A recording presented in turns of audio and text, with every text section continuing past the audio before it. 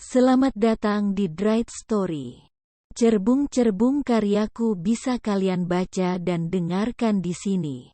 Jangan lupa like, komen, dan subscribe ya sebagai bentuk dukungan untuk channel ini. Setiap istri memiliki pilihannya sendiri bila terbukti suami telah mengkhianati. Tapi menyembunyikan aib suami tetap kewajiban utama seorang istri sebelum mereka resmi mengakhiri ikatan. 15 tahun mengarungi biduk rumah tangga bersama Burhan, membuat Jihan mengerti bahwa sedalam apapun luka yang ditorehkan sang suami, mengumbar keburukan pasangan bukan satu-satu jalan untuk membayar rasa sakit yang diberi. Semua lara itu sudah berhasil dia telan, bersama luka yang penuh tambalan, serta kekecewaan yang hanya bisa dipendam sendirian. Sekeras apapun cobaan menerjang, perempuan itu tetap mampu berdiri di atas seutas tali yang terbentang. Entah apa yang membuat Jihan kukuh bertahan sampai belasan tahun lamanya. Meskipun dia tahu Burhan tak lagi sama. Dia telah mengkhianati ikatan suci pernikahan mereka dan tunduk di bawah cobaan harta dan kekuasaan yang Tuhan berikan padanya. Padahal saat tak punya apa-apa Jihan ada di sampingnya, merangkul dan menguatkan Burhan. Mereka merangkak naik sama-sama. Tapi setelah sampai di puncak Burhan dibutakan segalanya. Susah dia dengan Jihan, tapi senang bersama para jalang. Sabar dan bodoh mungkin tak ada bedanya bagi Jihan. Bertahan karena keadaan selalu dia jadikan alasan tiap kali teman, kerabat, bahkan orang tua menyarankan untuk bercerai. Sampai takdir berkata lain. Bukan perceraian yang memisahkan mereka, melainkan maut yang tiba-tiba datang. Pada akhirnya bukan orang tua, teman, atau kerabat yang ikut andil. Namun, Tuhan sendiri yang turun tangan mengakhiri penderitaan Jihan. Kematian Burhan meninggalkan begitu banyak tanda tanya besar dalam benak Jihan. Rasa penasaran membuatnya menguatkan pilihan untuk terus bertahan di antara kedua kaki yang pincang. 15 tahun usia pernikahan mereka. Sudah lebih dari satu dasawarsa, tapi nahasnya dia masih belum bisa mengenal sosok Burhan Hakim yang sebenarnya. Semua orang di ruangan itu terdiam, tak terkecuali Nova. Perempuan dengan potongan rambut bob itu hanya bisa ternganga mengetahui fakta yang diungkap Jihan tentang kematian kakak iparnya. Dia menuntut jawaban dari Bahar. Tapi adik laki-laki Burhan itu hanya terbungkam. Lalu beralih pada Nisha, tapi yang bersangkutan juga tak memberi Nova jawaban yang dia inginkan. Jadi, benar, Ma? Kalau sebelum meninggal Mas Burhan berencana menikah lagi? Kalian semua tahu, tuntut Nova dengan raut muka penuh tanda tanya. Sebenarnya Nova tak benar-benar membenci Jihan. Ekspresi yang selama ini dia tunjukkan lebih kenapa geram, gemas melihat semua kebungkaman Jihan. Dia benar-benar tak habis pikir, bagaimana Jihan mampu. Bagaimana bisa, Mbak? Nova beralih pada Jihan, lalu mengguncang bahunya yang geming. Bagaimana bisa Mbak masih duduk di sini, setelah semua yang terjadi? Apa alasannya? Apa yang membuat Mbak Jihan bersikeras mempertahankan lelaki sebajingan Mas Burhan? Nova. Bahar berusaha menenangkan istrinya. Demi Tuhan selama ini aku tuh kasihan sama Mbak Jihan. Rasanya benar-benar tak habis pikir, kok ada wanita sebodoh ini. Nova Damayanti, kali ini Bu Yuli menengahi. Pertama-tama aku ucapkan terima kasih atas keprihatinanmu, Nova. Ini pilihan yang sudah kuambil. Sudah sangat terlambat untuk menyesal atau memperbaiki apa yang sudah terjadi. Lebih baik sekarang kita fokus pada tujuan awal, yaitu mengungkap misteri di balik kematian Mas Burhan. Siapa saja bisa jadi tersangka, bukan? Alih-alih aku, jangan-jangan pembunuhnya justru salah satu di antara kalian. Jaga mulutmu, Jihan, sentak Bu Yuli setelah melayangkan tamparan di pipi kanan Jihan. Loh, Mama, kok marah? Jihan menatap Bu Yuli dengan nanar.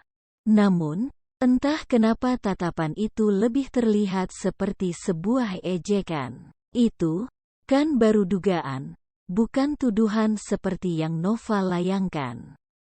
Lagi pula selama ini Mas Burhan lebih banyak menghabiskan waktu dengan kalian dibandingkan denganku dan anak-anak. Mama pasti lebih tahu banyak hal menyangkut Mas Burhan. Jadwalnya, orang-orang di sekitar, bahkan teman-teman kantor atau bahkan selingkuhannya. Jihan, Bu Yuli mulai naik pitam. Seharusnya kasus pembunuhan Mas Burhan ini mudah dipecahkan asal kalian mau bekerja sama. Mama tinggal beritahu polisi tentang orang-orang yang pergi dengan Mas Burhan sebelum kejadian. Kenapa harus menyembunyikannya? Mereka tidak terlibat. Jihan, desis Bu Yuli semakin geram. Kalau begitu buktikan. Panggil mereka satu persatu ke hadapanku. Kalau perlu semua selingkuhan Mas Burhan yang Mama tahu, siapa tahu mereka dendam karena cuma dipakai terus dibuang. Jihan Anissa, keluar kamu sekarang. Emosi Bu Yuli sudah sampai pada puncaknya. Perempuan senja berusia pertengahan 60-an itu menarik tangan Jihan agar bangkit dari tempatnya. Jihan menepis tangan Bu Yuli. Dengan sorot mata tajam dia membalas ucapan ibu mertuanya. Mama tak perlu repot-repot ngusir segala. Tuh, aku memang sudah mau pergi. Di sini aku cuma mau menekankan, suatu saat kebenaran pasti akan terungkap. Pada kenyataannya memang banyak iblis yang bersembunyi di balik wajah malaikat. Jangan kalian pikir selama ini aku tidak tahu. Justru aku diam karena terlalu banyak tahu. Jihan bangkit setelah menatap mereka satu persatu. Sejenak dia menyingkap sarung tangan yang selalu membungkus tangan kanannya. Terlihat luka bakar serius di sana. Luka yang disebabkan kecerobohan Bu Yuli saat menumpahkan minyak panas hingga mengenai seluruh telapak tangan Jihan sampai ke pergelangan. Salah satu alasan Jihan bertahan selama 15 tahun pernikahan karena sampai detik ini dia masih percaya. Burhan suaminya tak melakukan semua pengkhianatan itu sendirian. Ada campur tangan Bu Yuli dan adik-adiknya. Entah apa yang mereka lakukan sebenarnya, tapi Jihan masih meyakini bahwa keluarga suaminya tergabung dalam sebuah organisasi rahasia, di mana pertemuan diadakan tiap akhir pekan, dan selalu memakan korban setelah private party selesai diadakan. Mini Cooper berwarna merah itu melaju melewati gerbang menjulang yang terbuka otomatis. Mengitari sebuah air mancur besar yang ada di pusat pelataran menuju sebuah rumah megah bergaya modern yang berdiri di atas lahan sendiri seluas 4.500. Dikelilingi benteng yang beberapa meter lebih tinggi dari bangunan rumah huni. Seorang satpam penjaga berusia paruh baya menghampiri mobil yang baru saja berhenti di antara jejeran mobil mewah lainnya. Dia membuka pintu dan sedikit tersentak saat melihat perempuan cantik bergamis panjang dengan pasmina dan kacamata hitam turun dari dalamnya. "Non Jihan, ujarnya terbata.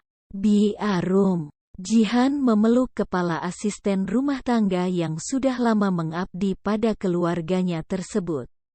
Marinon, Bapak ada di ruang keluarga sama Den Zidan.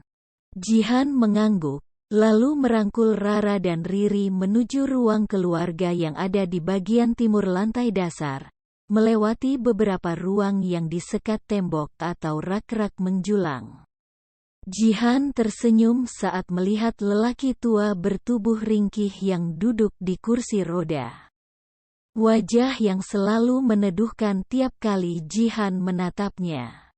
Lelaki berusia akhir 60-an itu menoleh.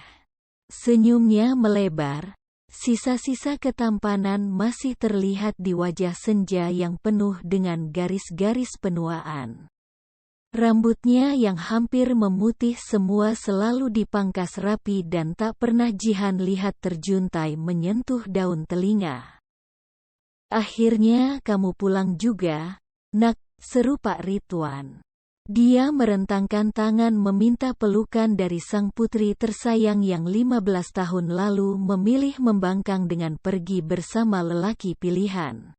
Meskipun begitu tak ada dendam. Dia tetap menerima keputusan Jihan, dan menghadiri pernikahan putrinya dan Burhan.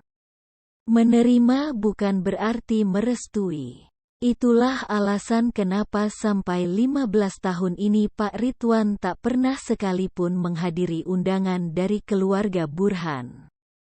Dia selalu mengatur pertemuan hanya bersama anak dan cucu-cucunya saja. Jihan tak pernah mengatakan kesulitan apapun yang dia alami selama menjadi bagian dari keluarga hakim.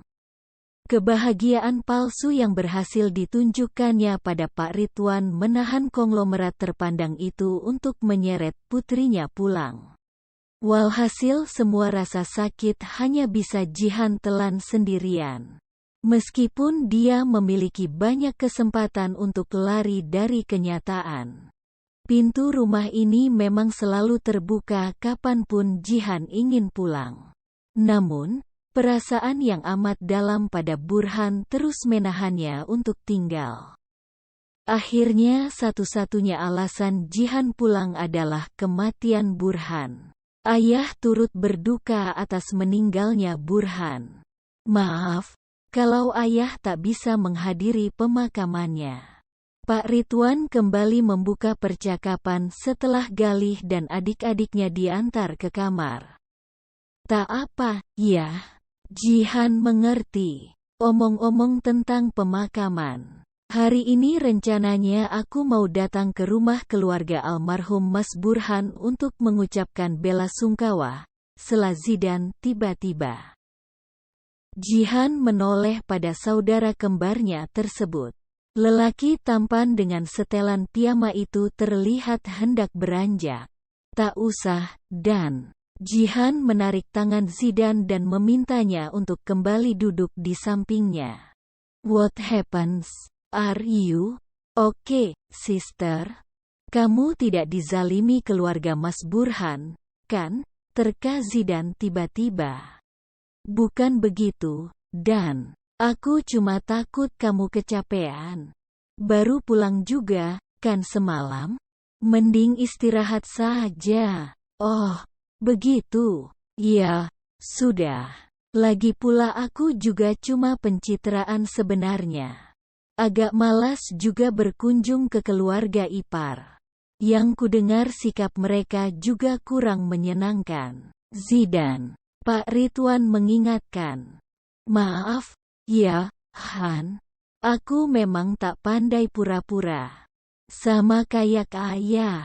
Dari awal aku juga kurang respek sama Mas Burhan dan keluarganya. Kalau gitu aku pamit ke kamar dulu, ya. Mau lanjut tidur? Masih jet lag juga efek penerbangan panjang. Zidan beranjak setelah mengusap kepala Jihan dengan lembut. Perempuan itu hanya bisa tersenyum getir menanggapinya. Jangan lupa sholat zuhur dulu, Zidan. Kalau tak mau ayah siram air kolam, teriak Pak Ridwan saat melihat anak laki-lakinya berlari kecil menaiki anak tangga. Meskipun sudah dewasa, Pak Ridwan memang tak pernah lelah-lelah mengingatkan Zidan tentang ibadah. Alasannya jelas. Zidan lama tinggal di luar negeri, di kota yang mayoritasnya non-Muslim. Suasana dan pergaulan di sana sangat jauh dengan tanah air. Apalagi mengingat sikap Zidan yang agak serampangan. "Siap, yah," balasnya setelah sampai di pertengahan tangga lebar berbentuk spiral. Sepeninggal Zidan, Jihan kembali melanjutkan percakapannya dengan Pak Ridwan.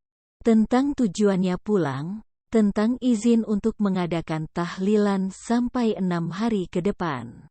Karena hari pertama dilaksanakan di rumah Bu Yuli, meskipun Jihan harus menjaga jarak setelah terang-terangan menentang ibu mertuanya dan mendapatkan hadiah tamparan. Juga tentang permintaan yang berharap bisa ayahnya kabulkan, terkait bantuan hukum untuk menyelidiki kasus meninggalnya Burhan dalam keadaan tak wajar. Jihan menunggu jawaban Pak Ridwan terkait permintaan terakhirnya dengan dada berdegup kencang. Sepertinya ayah kenal seseorang. Dia detektif yang sudah terbukti mumpuni. Hampir semua kasus yang dia tangani berhasil terpecahkan. Ayah bisa saja minta atasannya untuk mengalihkan kasus Burhan pada beliau. Tapi, Jihan mengulangi. Setelah kasus selesai, kamu harus benar-benar kembali ke sini. Tinggalkan rumah peninggalan Burhan, beserta semua yang pernah dia berikan. Termasuk Galih, Rara dan Riri. Kembalikan mereka pada Bu Yuli. Sudah saatnya kamu berhenti membesarkan anak-anak yang tak jelas asal-usulnya seperti mereka.